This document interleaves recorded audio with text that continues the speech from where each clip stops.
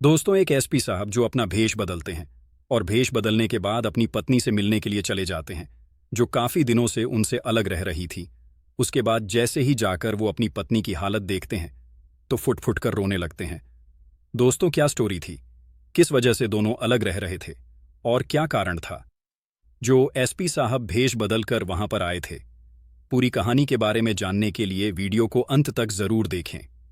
ये कहानी है राजस्थान के एक छोटे से गांव की, जहां पर एक लड़की रहती है जिसका नाम है कविता, जो कि पढ़ने लिखने में काफी ज्यादा होशियार है। उसके घर में केवल उसके पिता हैं, परिवार में और कोई नहीं है। बाप बेटी एक घर के अंदर रहा करते हैं और कविता, जो कि पढ़ा लिखा करती है, और उसके पिता की इच्छा है कि कविता पढ़ लिखकर एक सरकारी नौकरी को प्राप्त कर ले, क्योंकि कविता के पिता की भी सरकारी नौकरी है और सरकारी नौकरी की वजह से उसके पिता का जीवन काफी आसानी से बीत गया था।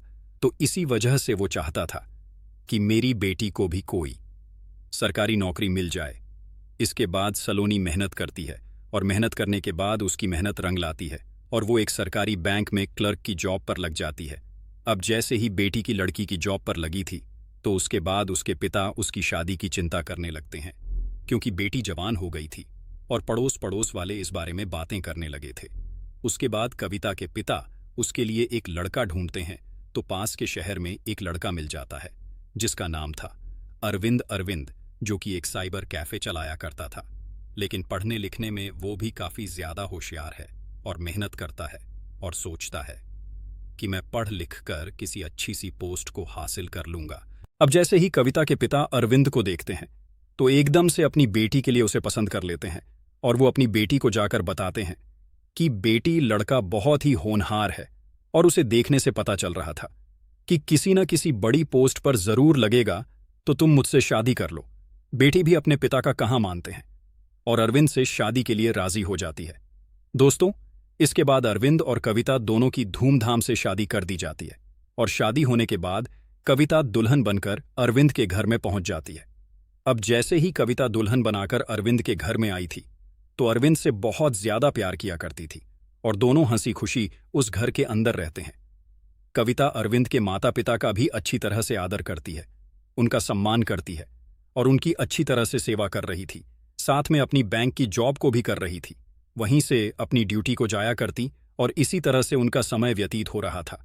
अरविंद, जो कि पढ़ने लिखने में काफी ज्यादा होशियार है, और तभी वो यूपीएसएससी का एग्जाम देने पहुंच जाता है। यूपीएसएससी का एग्जाम देने के बाद वो वापस आ गया था। तो कुछ दिनों बाद जब रिजल्ट आता है तो उसे पता चलता है कि यूपीएसएससी के अंदर उसका सिलेक्शन हो गया है। अब जैसे ही टेस्ट के अंदर उसका सिलेक्शन हुआ था तो इस बात की उसे बड़ी खुशी होती है और वो इस बात का पूरा श्रेय अपनी पत्नी को देना चाहता है, क्योंकि वो पिछले कई साल से इस टेस्ट की तैयारी कर रहा था, लेकिन आज तक वो फेल होता हुआ आया था और आज पहली बार उसने इस टेस्ट को क्लियर कर लिया था। उसके बाद ये खुशी वो अपने पूरे परिवार को बताता है और परिवार के साथ मिलकर इस खुशी को अच्छी तरह से सेलिब्रेट करता है। कविता भी अरविंद की इस बात से बड़ी खुशी होती है कि उसका पति कितना अच्छा है, उसने टेस्ट क्लियर किया है और उसका श्रेय मुझे दे रहा है। इसके बाद धीरे धीरे इसी तरह से समय व्यतीत होता है। अरविंद ट्रेनिंग के लिए चला जाता है और ट्रेनिंग कंप्लीट होने के बाद अरविंद एसपी बन जाता है। एसपी बनने के बाद जहां उसकी पोस्टिंग हुई थी वो उस क्षेत्र में कार्यभार संभालता है और उसके बाद अपनी पत्नी के साथ हंसी खुशी रहने लगता है। लेकिन दोस्तों, तभी अरविंद महसूस करता है कि उसकी पत्नी भी जब किया करती है और वो भी जॉब किया करता है, न तो माता पिता के लिए उनके पास टाइम है और ना ही एक दूसरे के लिए टाइम है। उसके बाद जो अरविंद है वो अपनी पत्नी से कहता है कि अब तुम ऐसा करो कि इस नौकरी को छोड़ दो, और मैं तो सरकारी नौकरी लग ही गया हूं, हमें जितने पैसे चाहिए उतने पैसे मैं कमा लेता हूं, तो तुम्हें अब नौकरी करने की जरूरत नहीं है। अब इस बात को जैसे ही कविता सुनती है तो पहले तो मना करती है, लेकिन जब अरविंद जोर देता है तो वो सोचती है कि ये मुझसे बड़ा ही प्यार करते हैं, तो कोई दिक्कत नहीं, मैं बैंक की नौकरी को छोड़ देती हूं। अब जैसे ही टेस्ट के अंदर उसका सिलेक्शन हुआ था तो इस बात की उसे बड़ी खुशी होती है और वो इस बात का पूरा श्रेय अपनी पत्नी को देना चाहता है, क्योंकि वो पिछले कई साल से इस टेस्ट की तैयारी कर रहा था, लेकिन आज तक वो फेल होता हुआ आया था और आज पहली बार उसने इस टेस्ट को क्लियर कर लिया था। उसके बाद ये खुशी वो अपने पूरे परिवार को बताता है और परिवार के साथ मिलकर इस खुशी को अच्छी तरह से सेलिब्रेट करता है। कविता भी अरविंद की इस बात से बड़ी खुशी होती है कि उसका पति कितना अच्छा है, उसने टेस्ट क्लियर किया है और उसका श्रेय मुझे दे रहा है। इसके बाद धीरे धीरे इसी तरह से समय व्यतीत होता है। अरविंद ट्रेनिंग के लिए चला जाता है और ट्रेनिंग कंप्लीट होने के बाद अरविंद एसपी बन जाता है। एसपी बनने के बाद जहां उसकी पोस्टिंग हुई थी, वो उस क्षेत्र में कार्यभार संभालता है और उसके बाद अपनी पत्नी के साथ हंसी खुशी रहने लगता है। लेकिन दोस्तों, तभी अरविंद महसूस करता है कि उसकी पत्नी भी जब किया करती है और वो भी जॉब किया करता है, न तो माता पिता के लिए उनके पास टाइम है और न ही एक दूसरे के लिए टाइम है। उसके बाद जो अरविंद है वो अपनी पत्नी से कहता है कि अब तुम ऐसा करो कि इस नौकरी को छोड़ दो, और मैं तो सरकारी नौकरी लग ही गया हूं, हमें जितने पैसे चाहिए उतने पैसे मैं कमा लेता हूं, तो तुम्हें अब नौकरी करने की जरूरत नहीं है। अब इस बात को जैसे ही कविता सुनती है तो पहले तो मना करती है, लेकिन जब अरविंद जोर देता है तो वो सोचती है कि ये मुझसे बड़ा ही प्यार करते हैं, तो कोई दिक्कत नहीं, मैं बैंक की नौकरी को छोड़ देती हूं। उसके बाद कविता उस बैंक की नौकरी को छोड़ देती है और अरविंद के घर में रहकर अरविंद का अच्छी तरह से ख्याल रखा करती है और उसके माता पिता की सेवा किया करती है। लेकिन दोस्तों, वो कहते हैं ना कि परिवार की खुशियों को किसी की बुरी नजर लग गई। ऐसा ही कुछ अरविंद और कविता के साथ होता है। लेकिन धीरे धीरे अरविंद के मन में शक का कीड़ा जागने लगता है। अरविंद सोचता है कि मेरी पत्नी के उसके बैंक की कर्मचारी के साथ अवैध प्रेम प्रसंग है और इसी वजह से वो लोग उससे मिलने के लिए आया करते हैं।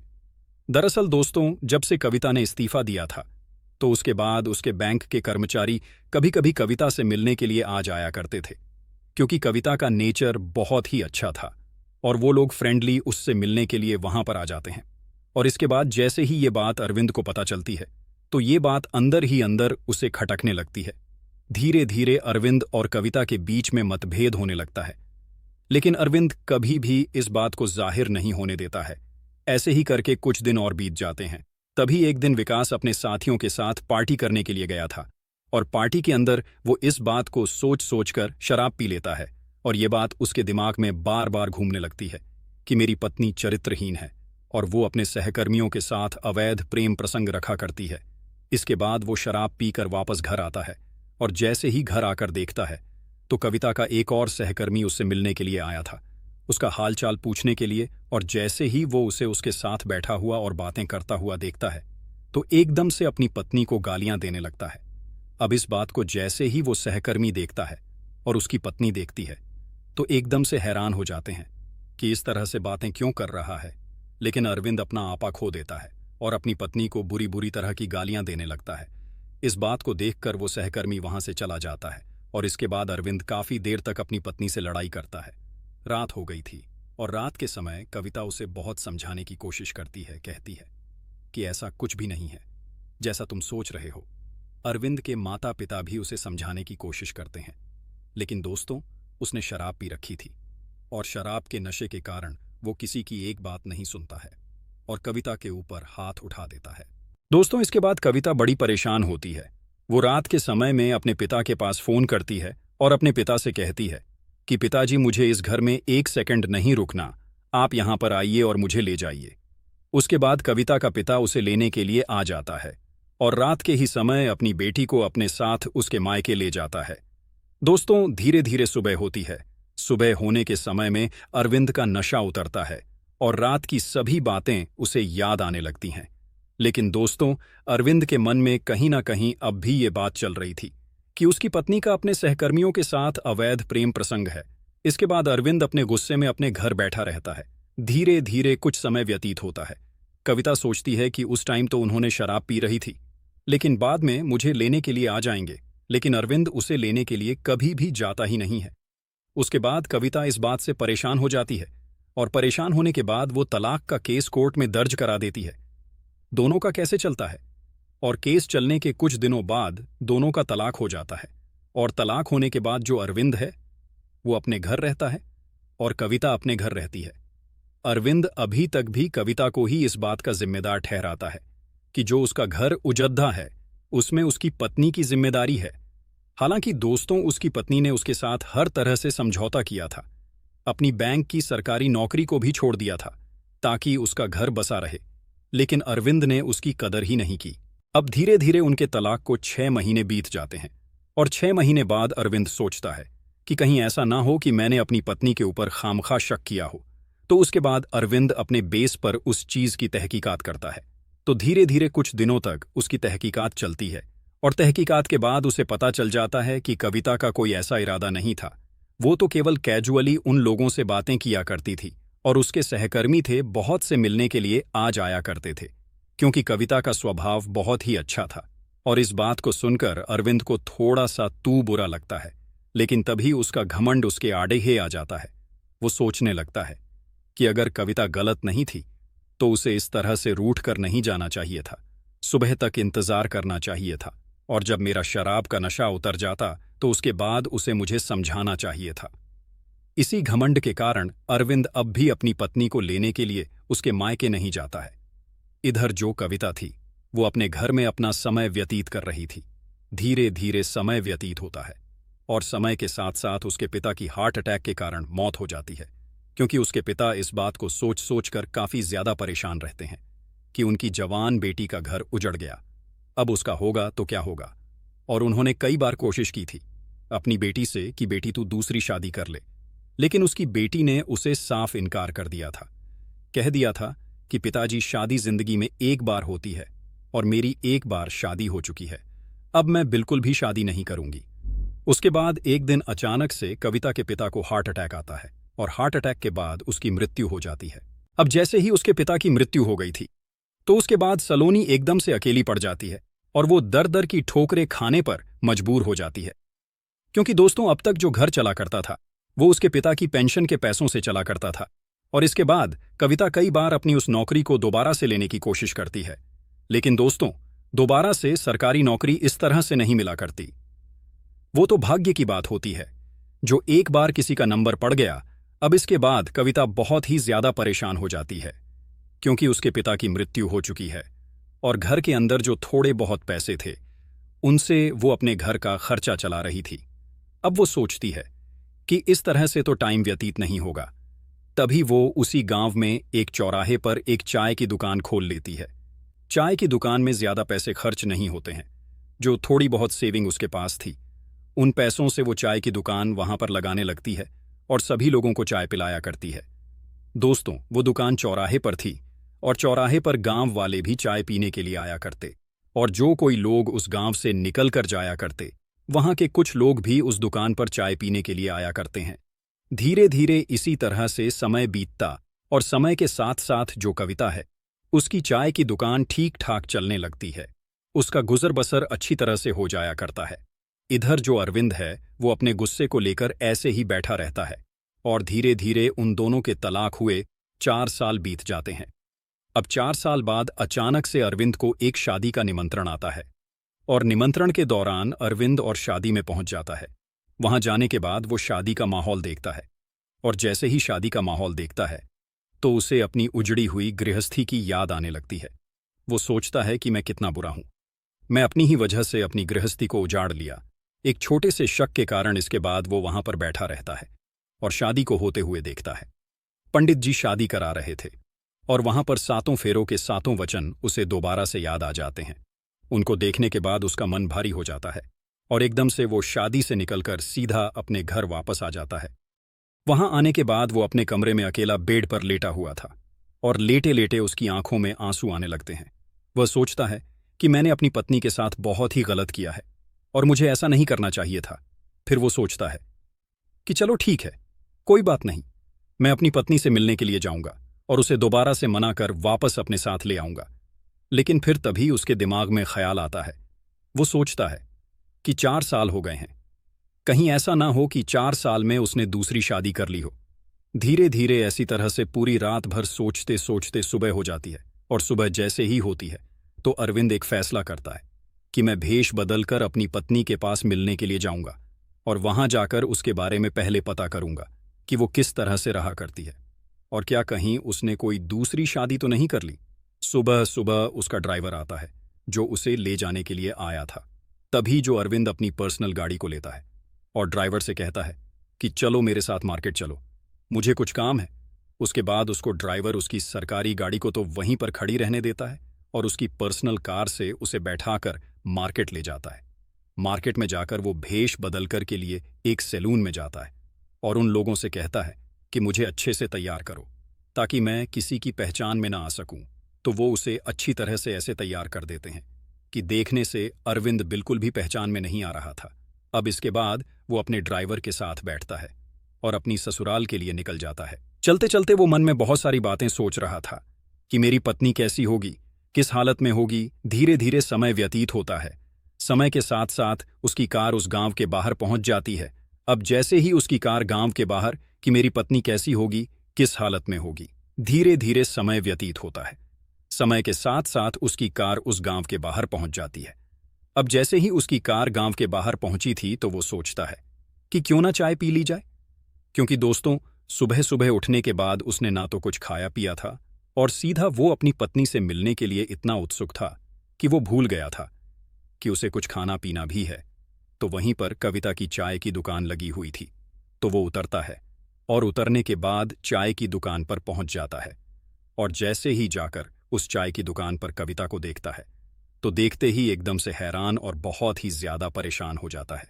उसके चेहरे पर मायूसी साफ दिखाई देती है, लेकिन फिर वो सोचता है कि चलो कोई बात नहीं, पहले यहां पर चाय पी लेता हूं और उसके बाद उससे बात करूंगा। उसके बाद वो कविता को ऑर्डर देता है, कहता है कि मेरे लिए 2 चाय बना दीजिए, एक मेरे लिए और एक मेरे ड्राइवर के लिए। अब अरविंद की जैसी आवाज को कविता सुनती है तो एकदम से आश्चर्यचकित रह जाती है, लेकिन जैसे ही अरविंद के वेशभूषा को देखती है तो वो असमंजस में पड़ जाती है। वो सोचती है कि अरविंद भी हो सकता है, लेकिन इसकी उम्र से लग नहीं रहा कि ये अरविंद है, क्योंकि दोस्तों जो अरविंद ने भेष बनाया था उसे देखकर लग रहा था कि इस व्यक्ति की उम्र काफी ज्यादा है। फिर कविता सोचती है कि चलो कोई बात नहीं, हो सकता है कि मेरे पति की जैसी इसकी आवाज हो और इसी वजह से मुझे ऐसा लग रहा है। तो कविता 2 कप चाय बनाती है, एक अरविंद को देती है और अरविंद के ड्राइवर को भी दे देती है। अब इसके बाद अरविंद बैठा हुआ कविता को देख रहा था और इस बात को कविता भी नोटिस करती है। तभी एकदम से उसे शक हो जाता है। उसे पता था कि उसके पति एक शहर के एसपी हैं और इसी वजह से वो भेष बदलकर भी आ सकते हैं। तो वो एकदम से उसे कह देती है, क्या तुम अरविंद हो? तो और जैसे ही अरविंद अपना नाम कविता के मुंह से सुनता है तो एकदम से उसकी आंखों से आंसू छलकने लगते हैं। अब कविता जैसे उसकी आंखों में आंसू देखती है तो वो समझ जाती है कि ये कोई और नहीं, मेरा ही पति अरविंद है जो भेष बदलकर मुझसे मिलने के लिए आया है। इस बात को देखने के बाद कविता भी फूट फूट कर रोने लगती है। एकदम से अरविंद उसके पास जाता है और उसको चुप कराता है, कहता है कि कविता तुम रो क्यों रही हो? तो उसके बाद कविता अरविंद से भी पूछ लेती है कि तुम क्यों रो रहे हो? मैं तो इसीलिए रो रही हूं क्योंकि मेरी गृहस्थी उजड़ गई है और उजड़ने के बाद आज मेरे सामने तुम इतने दिनों बाद आए हो तो तुम्हें देखकर मेरी आंखें भर आई हैं। अब उसके बाद अरविंद कविता से माफी मांगता है, कहता है कि कविता मुझे माफ कर दो, मेरी वजह से हमारी जिंदगी के 4 साल बर्बाद हो गए और अगर हो सके तो मुझसे दोबारा से शादी कर लो। मैं तुम्हारे बिना नहीं रह सकता क्योंकि जब से तुम मेरी जिंदगी से आई हो उस दिन के बाद मुझे एक रात भी चैन की नींद नहीं आई। अब इस बात को कविता सुनती है तो अरविंद को ताना मारते हुए कहती है कि तुम्हें यहां पर आने की क्या जरूरत पड़ गई, मैं तो तुम्हारी नजर में चरित्रहीन हूं ना। इसके बाद अरविंद एकदम से फिर से दोबारा से उससे माफी मांगता है, कहता है कि कविता मुझे माफ कर दो, जब तुम्हारा और मेरा तलाक हो गया था तो उसके बाद मैंने तहकीकात की थी और तहकीकात करने के बाद मुझे पता चल गया था कि जो कुछ भी मैं तुम्हारे बारे में सोचा करता था वो सारा कुछ गलत था। अब इस बात को जैसे ही कविता सुनती है तो उसे भी अच्छा महसूस होता है। वो सोचती है कि चलो ठीक है, इसे असलियत के बारे में पता तो चल गया है। इसके बाद अरविंद बहुत ही ज्यादा उसे मनाने की कोशिश करता है और कविता भी उसकी इस बात को मान जाती है। तो अरविंद अपने साथ कविता को गाड़ी में बैठाकर कहता है कि चलो घर चलते हैं, तुम्हारे पिताजी से भी मुझे माफी मांगनी है। उसके बाद कविता अरविंद को बताती है कि पिताजी की तो मृत्यु काफी दिन पहले हो गई थी और इसी वजह से मुझे चाय की दुकान वहां पर लगानी पड़ रही थी। इस बात को सुनने के बाद अरविंद और भी ज्यादा मायूस हो जाता है और लज्जित हो जाता है, लेकिन तभी कविता अरविंद को समझाते हुए कहती है कि अरविंद कोई बात नहीं, जो कुछ भी हुआ है अब उसके ऊपर तुम इतना शर्मिंदा मत हो। मुझे बुरा लगता है जब तुम बार बार इस बात को लेकर शर्मिंदा होते हो और मुझसे माफी मांगते हो। जो कुछ भी होना था वो विधि का विधान समझ लो और इसी वजह से हम दोनों एक दूसरे से अलग हुए थे। उसके बाद दोनों पति पत्नी एक दूसरे से वादा करते हैं कि वो जिंदगी में कभी भी एक दूसरे से अलग नहीं होंगे और एक दूसरे के साथ अच्छी तरह से रहेंगे। उसके बाद अरविंद उसको बैठाकर एक मंदिर में ले जाता है और वहां पर जाने के बाद दोबारा से शादी कर लेता है और शादी करने के बाद वो उसको अपने साथ लेकर अपने उस घर में चला जाता है। वहां पर उसके माता पिता जैसे ही कविता को साथ आते हुए देखते हैं तो एकदम से कविता को देखकर उनकी आंखों में भी आंसू आ जाते हैं, क्योंकि दोस्तों अरविंद के माँ बाप ने अरविंद को बहुत समझाया था, लेकिन अरविंद का घमंड उसके सर पर चढ़कर बोल रहा था और इसी वजह से उसने कविता को तलाक दे दिया था। क्योंकि दोस्तों अरविंद के माता पिता की नज़र में कविता एक बहुत ही अच्छी बहू थी, जो उनके अच्छे से आदर सम्मान किया करती थी और अच्छी तरह से उनकी देखभाल किया करती थी। उसके बाद पूरा परिवार हंसी खुशी उस घर के अंदर रहा करता था। अरविंद ड्यूटी करने के लिए जाया करता था, कविता पूरे परिवार को अच्छी तरह से रखा करती थी और घर की अच्छी तरह से देखभाल किया करती थी। दोस्तों ये थी कहानी अरविंद और कविता की, जो दोनों एक छोटी सी गलतफहमी को लेकर एक दूसरे से